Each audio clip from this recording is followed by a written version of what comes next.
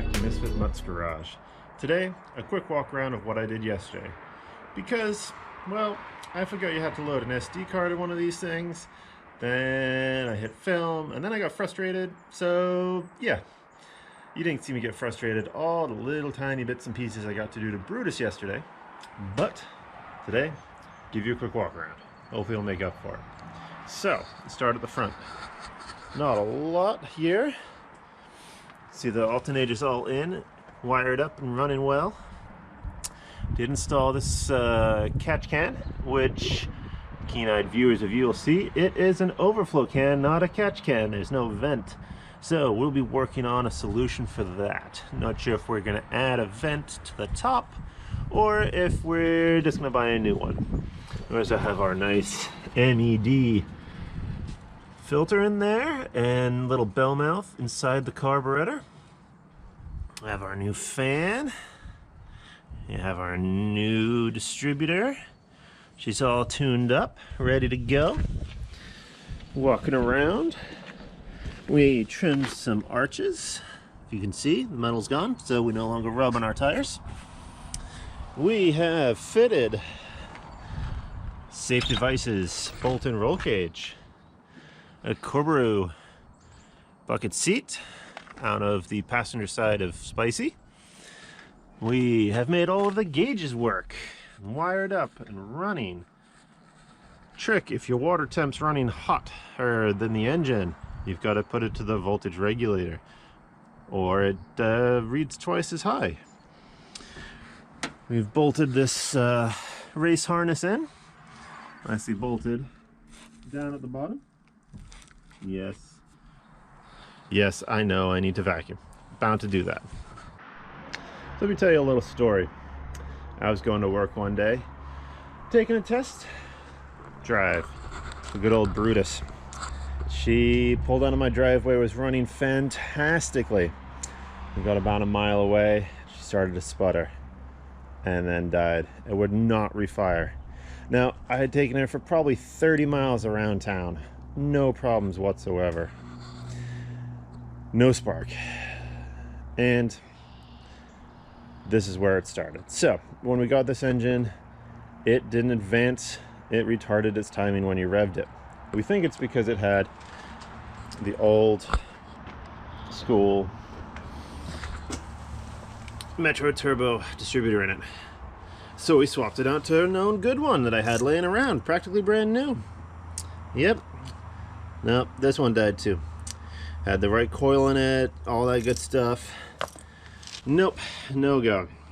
That was the one that failed me on the side of the road. I was like, I know, there's a spare one laying in one of the cars around here. I'll swap that in. No spark either. It's even a US made one. Oh, just disappointment after disappointment after disappointment. So what are we putting in now?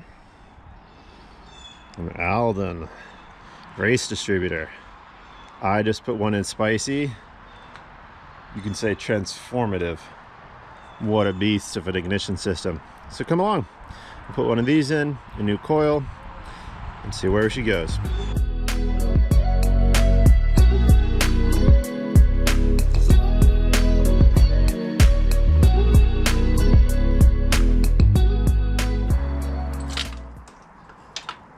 There we go.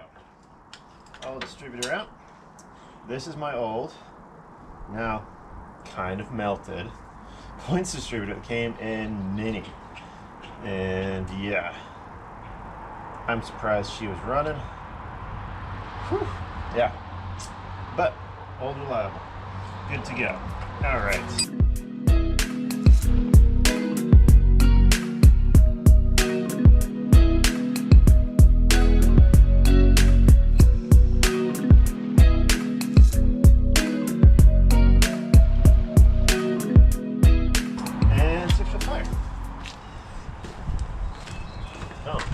Gotta plug it in first. I'm excited for this because Matt's on his way and I want to run it.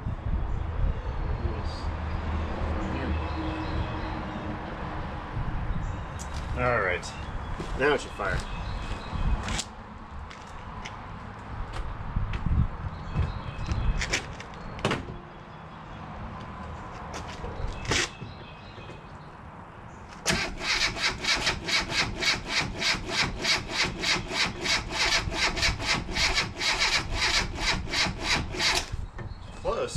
she wants to.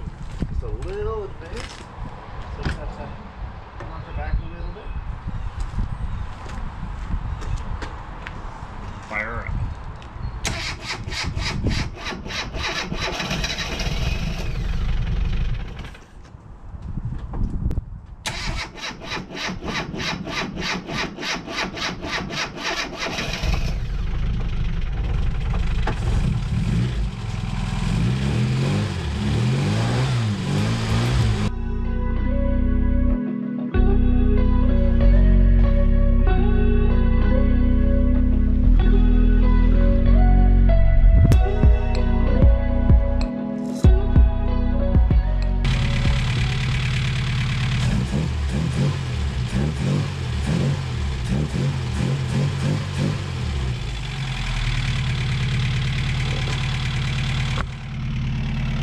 There we go.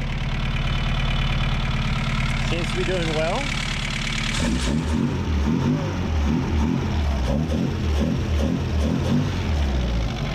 Feels a lot like Spicy now, and probably the best she's run.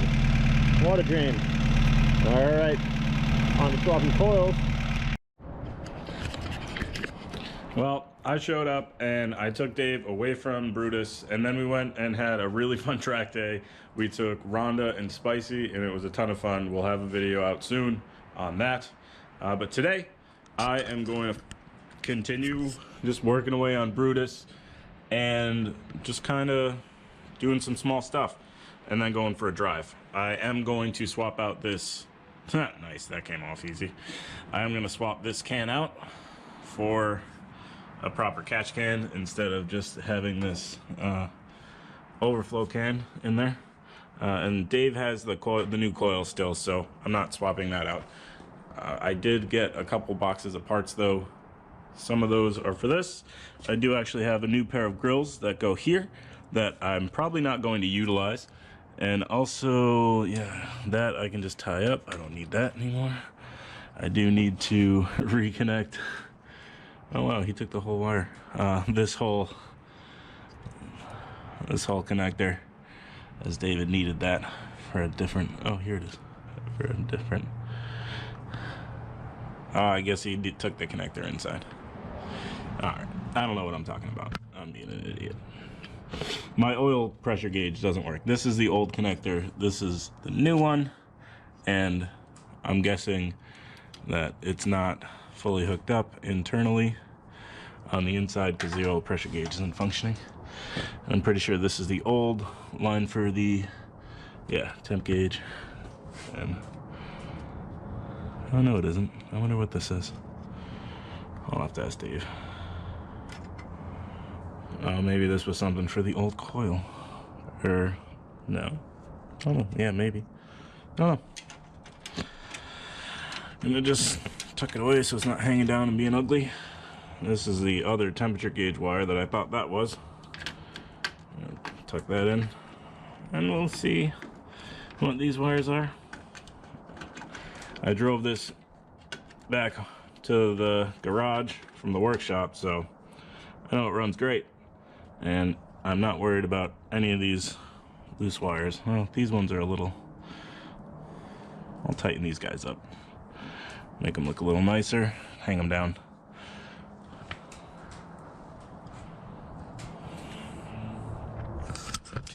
And now one of the issues I want to show, I mentioned in a last video that we found some rust when installing the safety devices roll cage. And you can see something on the floor there. And there's a big hole right here. You can see right up through. And overall, a couple of the sills are like that. You can see this was jacked up incorrectly, as most minis are, and this sill is really bad. And it's all right where, you know, right where the roll cage bolts, which sucks. But you know.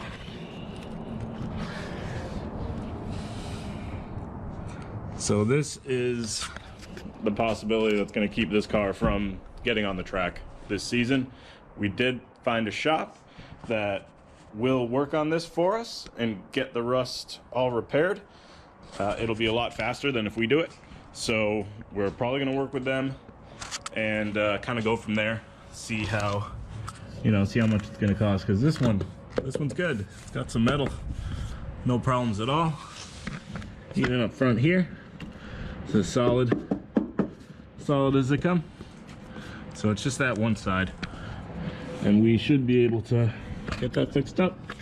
Of course, this is caved in because someone jacked it up from right here, and they're so stupid.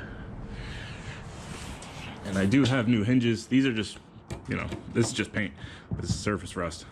It just looks like shit. Swap those someday. But for now,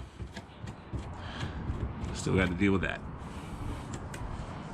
And I'm just going to continue to make it look worse. So that's the rust that I'm talking about in the previous video. It's not the worst, it's not the best.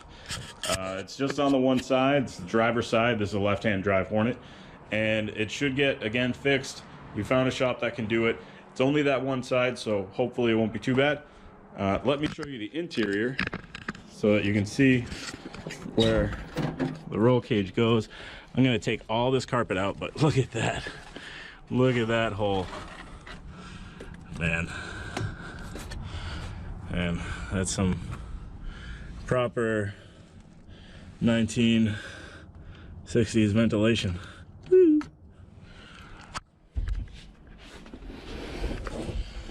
And then in the back here, oh, look at that. Look at that. Yeah, so not good, really not good. Over here, you cannot see the ground. Much cleaner. Less rust. Over here, again, the only hole that's supposed to be there is there. Everything else. So this used to be a right-hand drive car, and I really want to convert it back when we pull this engine out. So that's probably what's going to happen at some point. But today, I'm going to just pull all this carpet out so we can get it out of the way and swap in that catch can and just cry a little bit about all this rust. I didn't even know it was this bad in the front. That's so bad. So.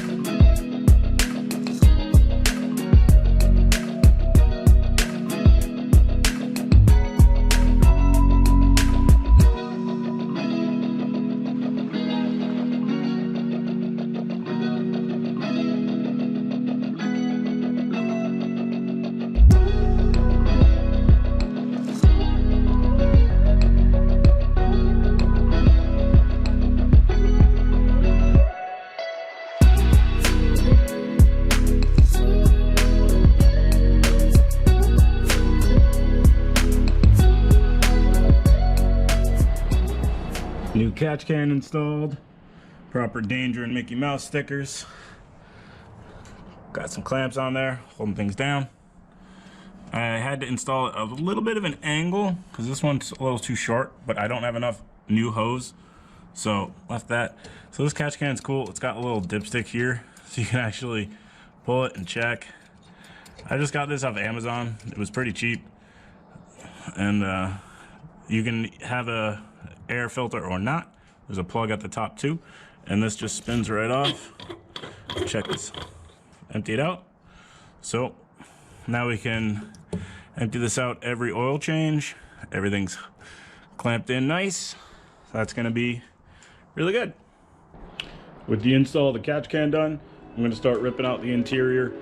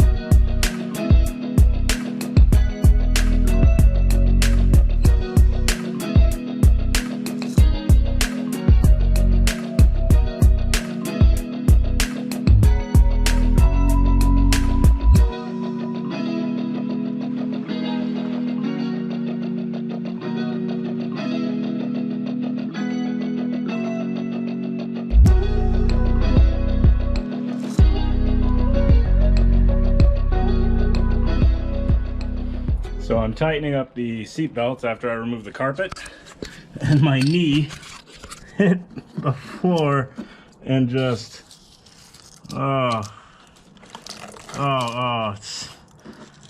not good. That is not good.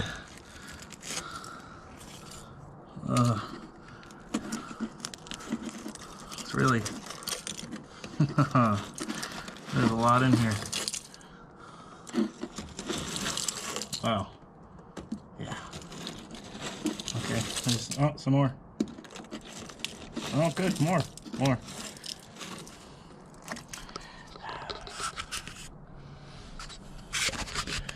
So I'm guessing someone just welded over sills, over rust, and now I'm dealing with that. Well, we got the carpet out. And I mean, the car didn't fall apart, so that's good. I'm gonna finish tighten up those seat belts, and I have a little cry about that. Yeah.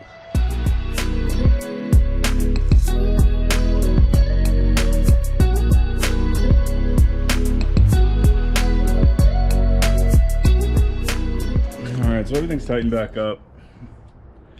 Roll cage is in. It looks really good. And these floors in the front on the passenger side look great. Really decent.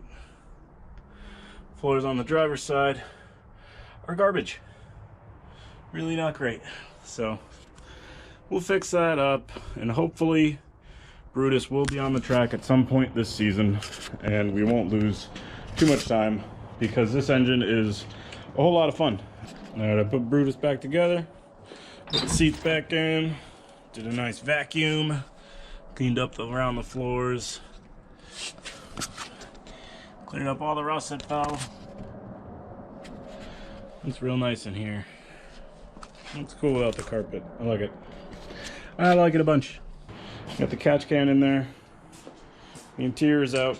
I think that's gonna do it for today in the shop or garage. We're in the garage. And yeah, thanks for sticking with us. We'll see you next time. We're gonna start posting some of the autocross videos. Also, we have coming up some new cars that we bought and have shown on our Instagram but have not posted videos about. So if you want to see our new cars, things that we own and buy as we kind of go, follow us on Instagram, Misfit Mutts Garage. Like, share, subscribe, spread it around. We're just about at 1K. We might actually hit 1K before this video comes out, which is cool. So thanks everybody for your support. I really, really appreciate it. David does too. All my pups do as well. Thank you.